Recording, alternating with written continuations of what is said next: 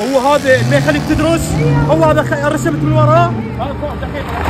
اخوي الله يساعدك. هلا حبيبي. ابني دي يدرس وما يقدر يركز لان الصوت مال الصالنسر ياثر على دراسته. على ولا تبدلها تبيعها شو تسوي له؟ حبيبي مو تدلل، من الصبح ابيعها واجيب سياره غيرها. اني اشكرك. تدلل. واذا خساره هاي فلوس. لا لا لا لا لا لا. ابني اقرا الماده.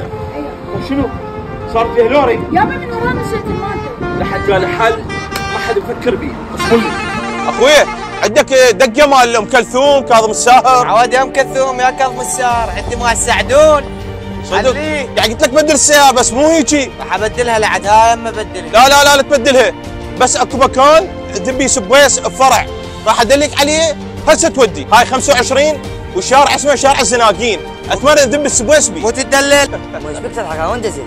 دزيته بشارع كلهم عماله وبي بسامير هوايه، مستحيل يطلع من عنده بعد. السبويش شايله